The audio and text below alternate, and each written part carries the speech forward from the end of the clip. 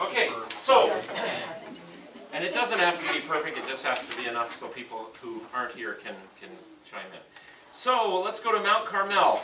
To limp or not to limp? That is the question. You'll understand what I mean by that shortly. But before we go into that, what's our 3 letters for Caesarea Maritima? HPP, right. Say it all together. 1, 2, 3. HPP. What's the H stand for? Herod. The P? Pontius Pilate. The other P? Paul. The Apostle Paul. Okay? So that's what you want to think of. Our tour guide will be like, why are these people saying HPP? So you got it. Herod, Pontius Pilate, and Paul. Those are the people we talked about last time and the importance of Caesarea Philippi. So there you go. Herod, Pontius Pilate, and Paul. And we did that last week. Today, we are going to look at what happened on the Mount Carmel. It's talked about in the Old Testament, in the book of Kings, 1 Kings. Which, when you think, well, when was that? That's way back in David's time.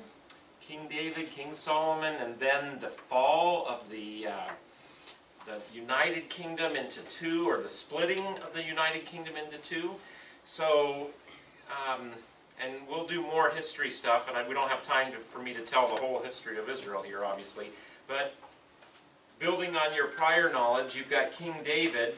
Well, Saul first, and then things didn't go so well for him. King David reigns, then Solomon reigns, and then Solomon's son, who takes over for him, does some fairly foolish things, and totally alienates the northern tribes from the southern tribes. 10 tribes in the north, 2 in the south, Benjamin and Judah. And there's kind of a civil war, and they split up. And the northern group says, well, this is our king, and then the southern has their king. And of course, most of the Old Testament history is written from the southern kingdom's perspective, because Jerusalem is the capital, that's where all the worship's supposed to happen, etc. Elijah is working when you've got the north and the south going on, but Elijah's working up in the north. And something interesting is happening, and it mentions it here, is that the king of the north, who is out of the house of Omri, O-M-R-I, his name is Ahab. Not to be confused with the guy with the white whale on a certain famous, book. But this Ahab is probably interesting. Maybe that was inspired, the Ahab of Moby Dick. But he marries a gal named, anybody know? Jezebel. And Jezebel is quite a force to be reckoned with. And back in those days, kings would marry like daughters of certain households and from other nations to create, inroads and leagues and agreements. It was a very political thing. So Ahab marries Jezebel, and Jezebel, as most of the Canaanite people did, worshipped the fertility gods called Baals or Ashereths, I think there's different ways to say that. But and these were fertility gods, and the fertility cults basically believed that there were gods in heaven, that you had to do stuff down on earth to get the gods to reign, thereby fertility. So the worship of Baals typically was pretty bizarre from our standards. A lot of prostitution, a lot of really crazy stuff that human beings would do here to get the gods excited up there. Sorry, it's just the way it is. So it would rain. That's what they believed. So what do you see as a problem? Ahab marries Jezebel, who worships the Baals. What do you think is going to happen? Well, let's just bring these Baal worship right in with Yahweh, and we'll do both at the same time. Well, the prophet who is like right out of the strand of Moses. What does God say to Moses? I am your God. I am a jealous God. What's the first commandment? You shall have no other gods before me. So Elijah's the force that takes on King Ahab and Jezebel as they've kind of corrupted and brought in this idolatrous kind of worship. And so on Mount Carmel, a number of really powerful, important things happen. And we're going to read those stories now. Okay? Any questions about what I've said so far? All right. So there's an actual picture of a... So I put this up here. I found a little Western duel. Really, this is like, you know, what's that sound they always played? You know, on the Westerns. Don't you guys watch it? Or is that Clint Eastwood? With the little whistle? Yeah, that. So that's what we got going on. We've got a shootout at the OK Corral, so to speak. So this here is the north kind of western. This is the sea, a little bit of the Sea of Galilee. And you can see these roads here are really important. So right in here, by the way, when we get to Magdala, that's where Magdala is. Where do you notice? It's right on the trade route. This is Mount Arbel right here. And so this was a very important, these aren't huge valleys by our standards, but this is a very important trade route. And so Megiddo is where we've opted not to go. I've been there, and anyway, it's fairly interesting. But we are going to go to Mount Carmel. Now, what do you notice about Mount Carmel? It's much higher compared to most of these mountains, but none of these mountains are very high by our standards. But it's not just a mountain. It's more like a semi-plateau group of mountains. We might even call them hills compared to the Olympics or the Cascades. But also notice here this valley right here, because we're going to hear about this valley when we read the story now. And you're going to get to stand up here and look down into this valley. And then you can also look out into the ocean. So you can look both ways. It wasn't clear enough to see the Sea of Galilee, but perhaps maybe at times you can. But it just depends on the How many miles are you conditions. talking from Mount Carmel over to the Sea of Galilee? I want to say it's like 40, but I don't know exactly. So it's not a long drive. It's yeah, I would say I'm going to guess 40, 50 miles. So we're going to take that road? I think we drive down here and actually go up down and we stay on Tiberias, which is over here. So the first night the first day we're at Caesarea Philippi, and then I believe, is it the first day? Do we go to Mount? First day, then we go to Mount Carmel on our way over to Tiberias, which is over here. So it's kind of on the way, but so I think you have to come down here and then come up into it.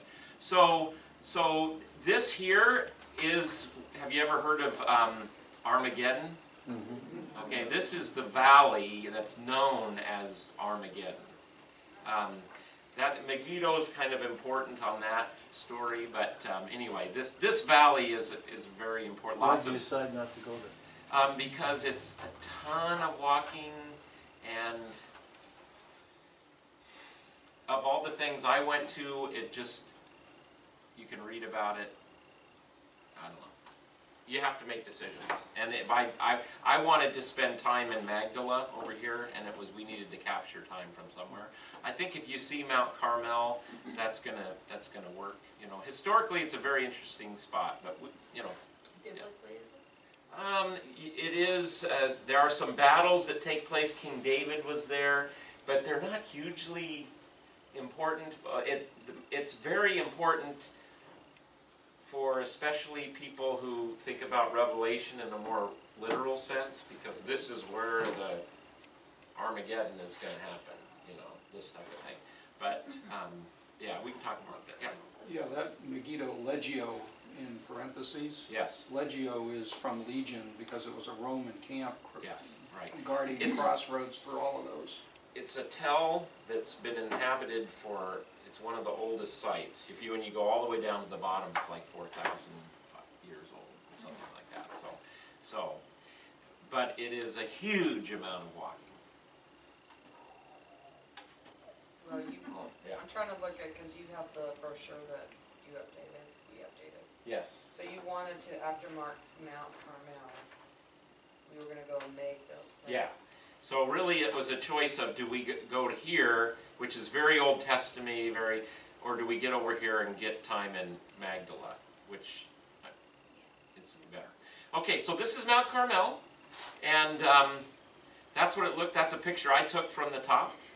We'll come back. I think we'll come back to this one when we read the scripture here tonight. Whoop, went too far. Let's go here. And go here. So let's go with that vision in mind. Let's go over here and let's read about what happens on Mount Carmel. So let's see.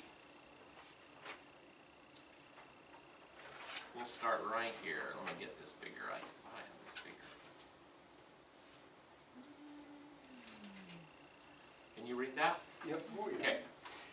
Ahab marries Jezebel and worships Baal, as if it had been a light thing for him to walk in the sins of Jeroboam. So the northern kings, this Jeroboam's the king before him, the northern kings were not very faithful to Yahweh. They were almost all bad as far as being faithful to the Ten Commandments, faithful to God's covenant, according to the 1st and 2nd Kings.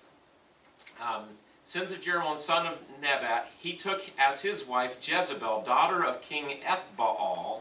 So you can see he's got Baal in his name, of the Sidonians. Don't worry about that at this point. And went and served Baal and worshipped him.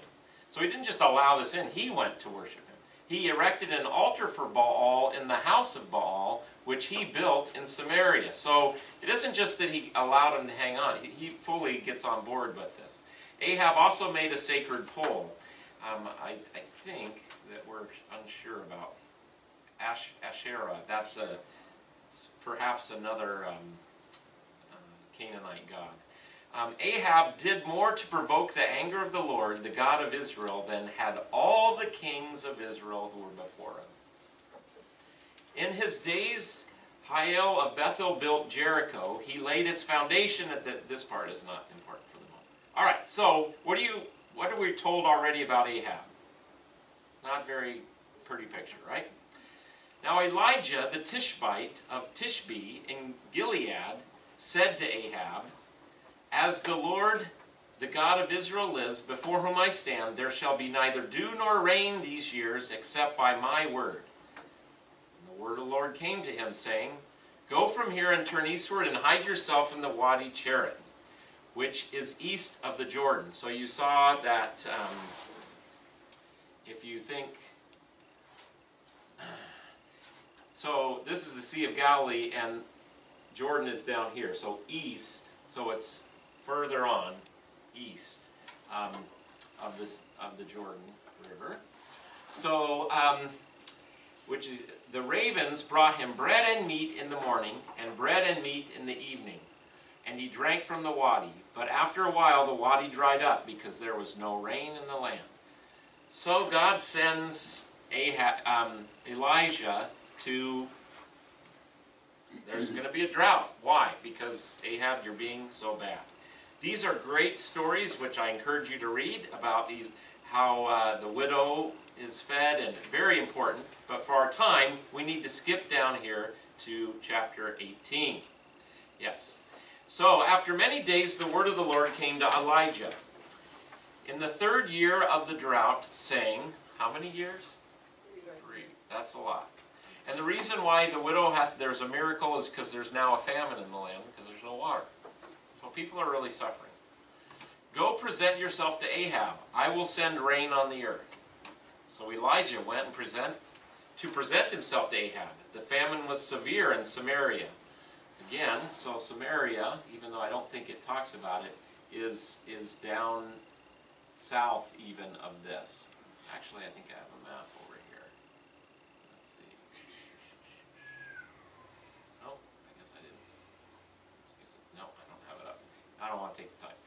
anyway, Samaria is a little bit south of where Mount Carmel is. So, let's see, the famine was severe in Samaria. Ahab summoned Obadiah, who was in charge of the palace. Now, Obadiah revered the Lord greatly.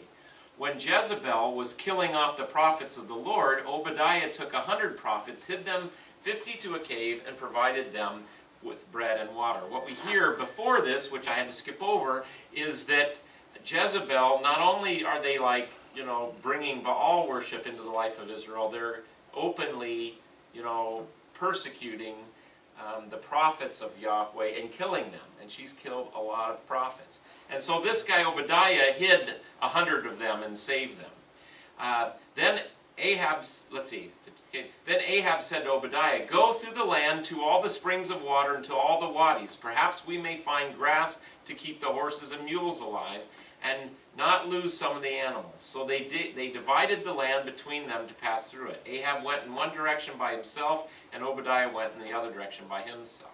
As Obadiah was on the way, Elijah met him. Obadiah recognized him, fell on his face, and said, "Is it you, my lord Elijah?"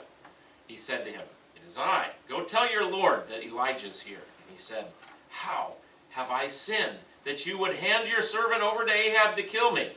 So Obadiah's like, "Don't do this. As the Lord your God lives, there is no nation or kingdom to which my Lord has not sent to seek you." So Ahab is after Elijah because he's brought this drought. Okay?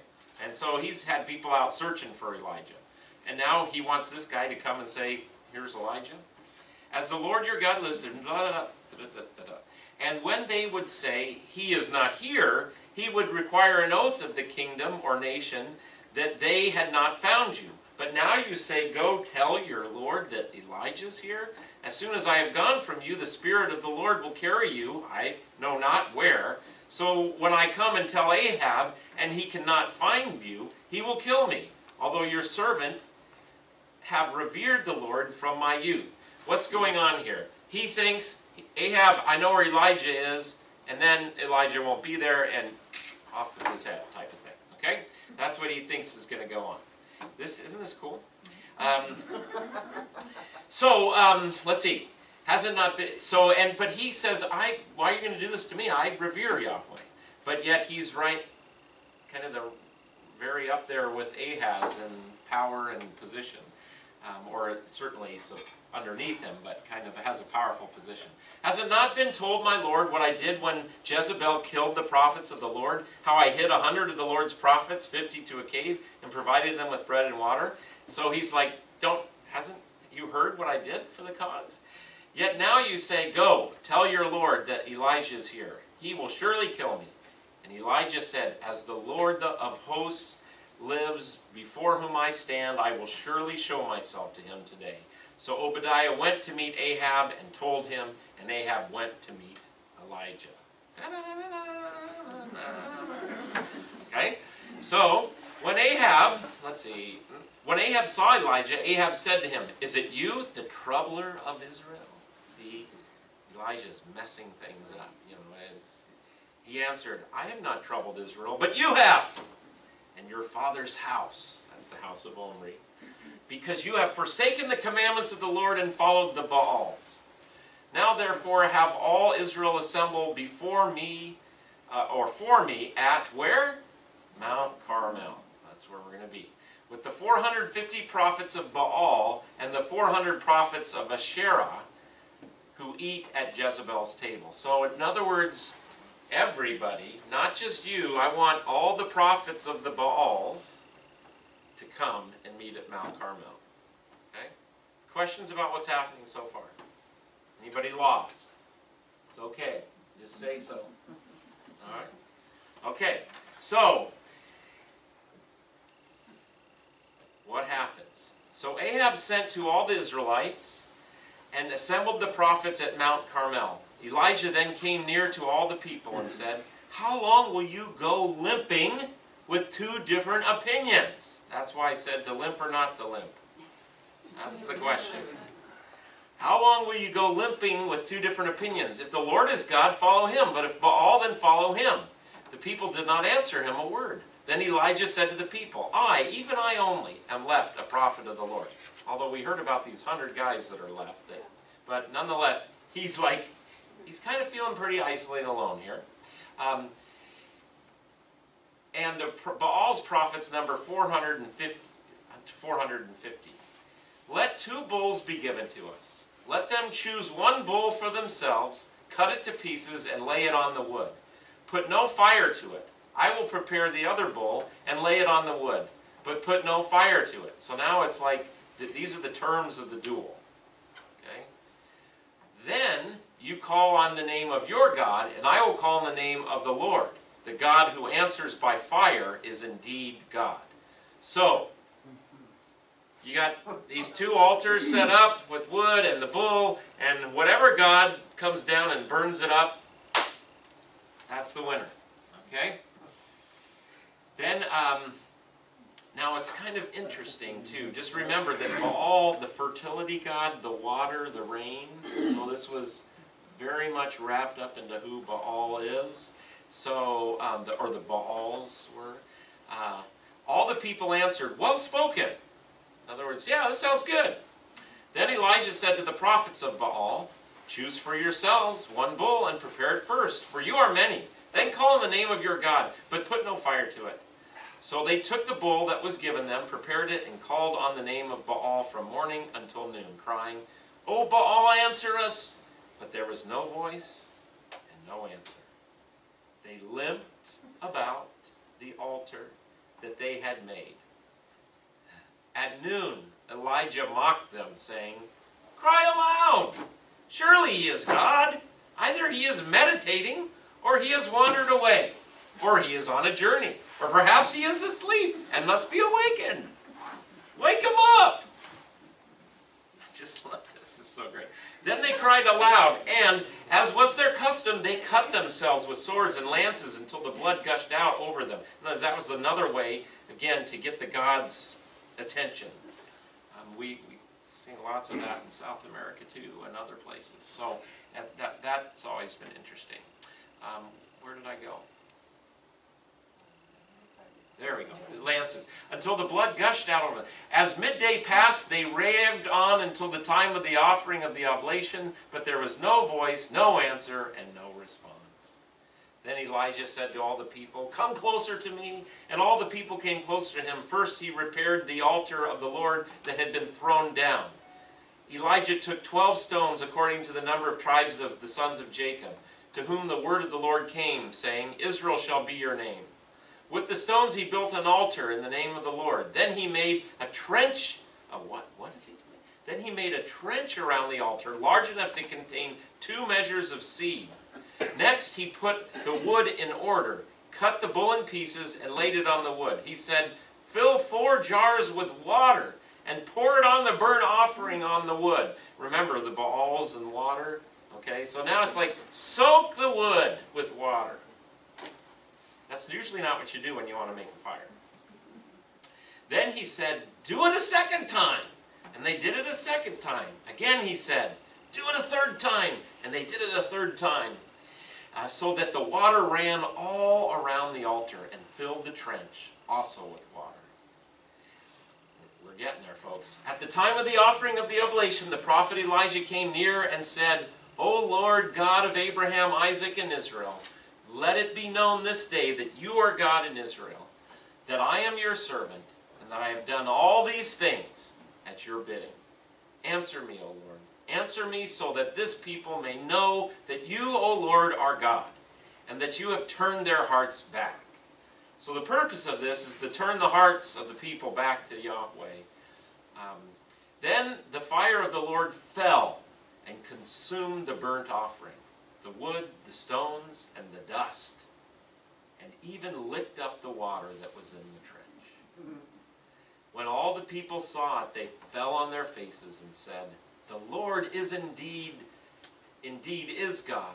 The Lord indeed is God. And Elijah said to them, seize the prophets of Baal. This is a different day. This is not. Do not let one of them escape. And then they seized them, and Elijah brought them down to the Wadi Kishon and killed them there. It didn't end good, did it? No. This was not when you let your enemy go, and at the end. Yeah, no turning of the other cheek. When it comes to the Baals, that's for sure. So, pretty interesting duel that happens at Mount Carmel. We're almost there. Elijah said to Ahab, "Go up, eat and drink, for there is a sound of rushing rain." So notice that Ahab at this point he still has a chance. So Ahab went up to eat and drink. Elijah went up to the top of Carmel. There he bowed himself down upon the earth and put his face between his knees. You're going to stand right there. He said to his servant, "Go up now, look toward the sea." Remember when I said that you can see down into this valley and you can see out into the sea. So go out, look into the sea. This is pointing to the west. The weather was such that right out here beyond is the ocean. So go out there, look. He went up and looked and said, "There's nothing." Then he said, "Go again 7 times.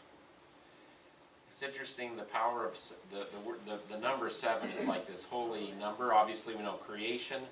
I think Naaman, when he's healed by Elijah, go down and wash 7 times. So there's 7 is a very sacred number. It's the complete, perfect number. At the 7th time, he said, "Look, a little cloud no bigger than a person's hand is rising out of the sea." So, if you think what your hand would look like, how big it would be. So a little cloud in the distance. Then he said, "Go say to Ahab, harness your chariot and go down before the rain stops you." In a little while the heavens grew black with clouds and wind. There was heavy rain. Ahab rode off and went to Jezreel. But the hand of the Lord was on Elijah. He girded up his loins and ran in front of Ahab to the entrance of Jezreel. So I'll go back. So, this Jezreel is just down a little bit from here. So he goes down the mountain, and Elijah girds up his loins and runs out in front of his chariot ahead of him, down from the mountain. You would think at this point, everything's fixed. I mean, look at this great display, right? I mean, Ahab told Jezebel all that Elijah had done, how he had killed all the prophets with the sword. Then Jezebel sent a messenger to Elijah saying, "So may the gods do to me, and more so, if I do not make your life like the life of one of them by this time tomorrow." Then he was afraid.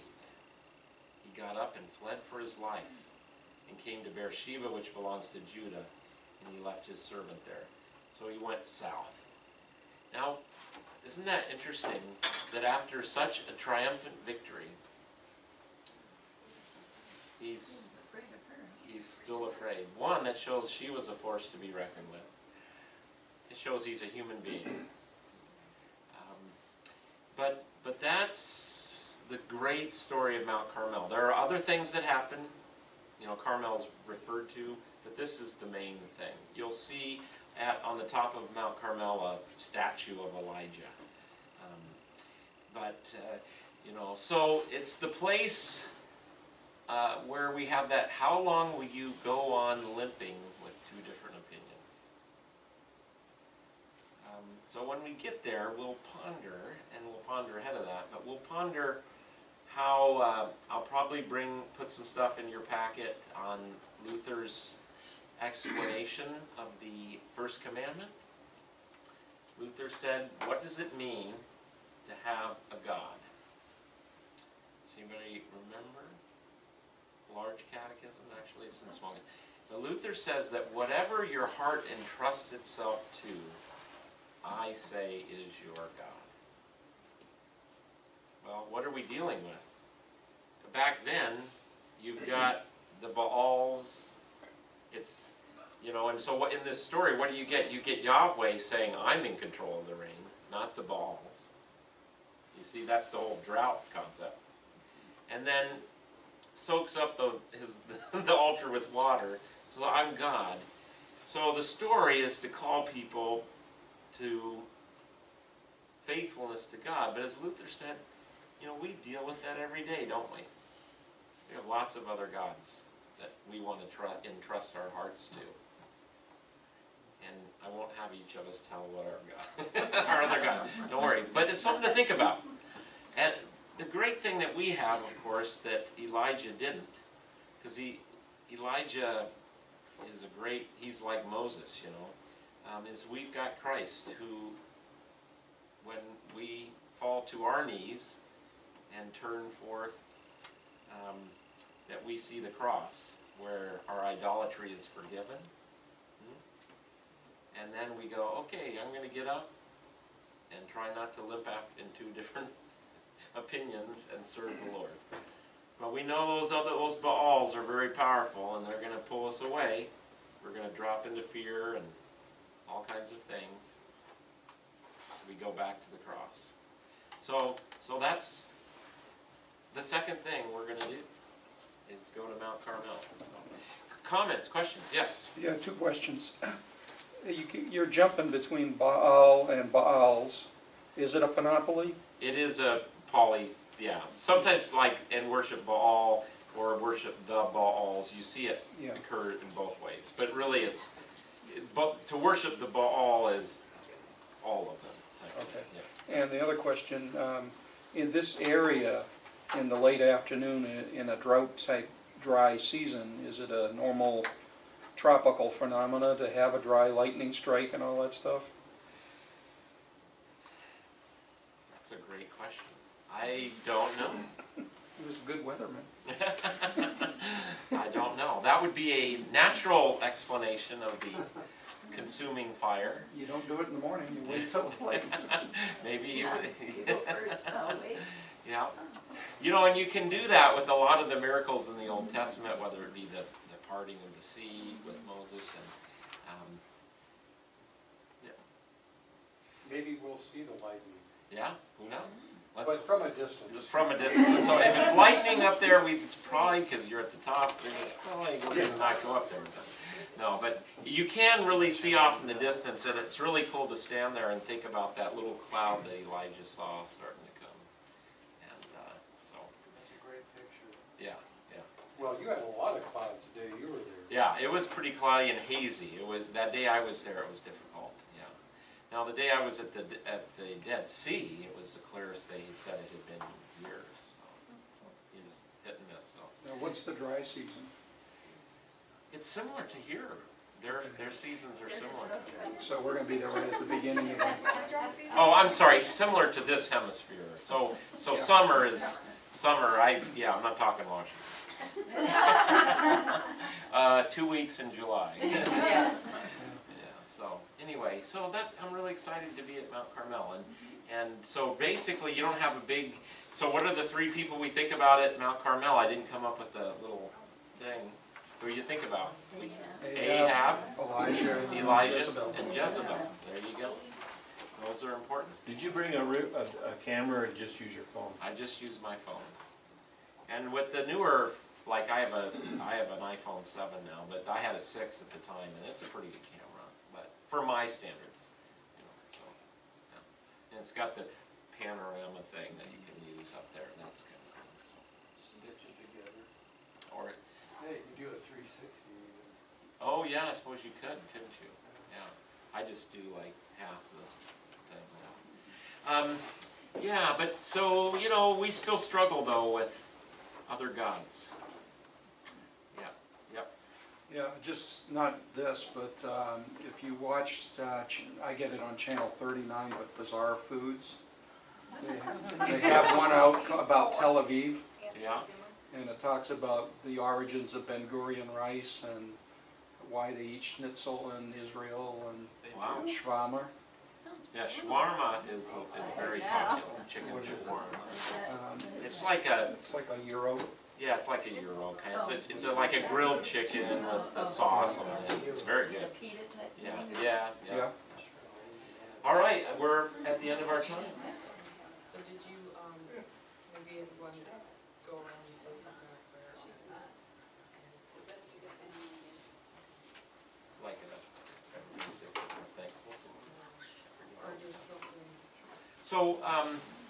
So let's close with prayer, and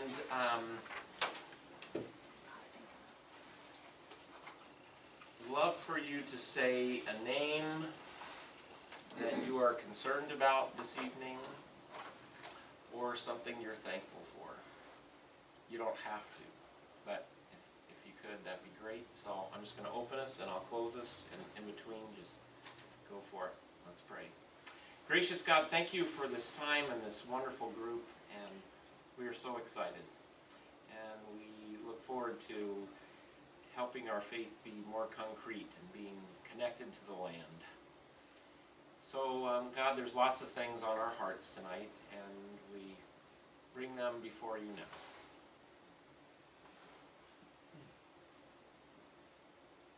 Lord, please welcome Cassie. Pray for Marilyn and her chemo treatment tomorrow. Pray for Mark. And for Stephen and Greta. Paige and Marcy. Pray with Ryan and his children. And Kiyazumi just went into hospice for lung cancer.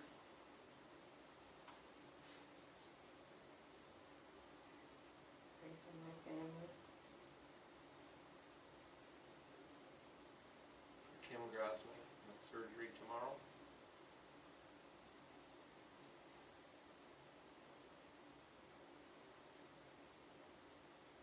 Pray for those without a home.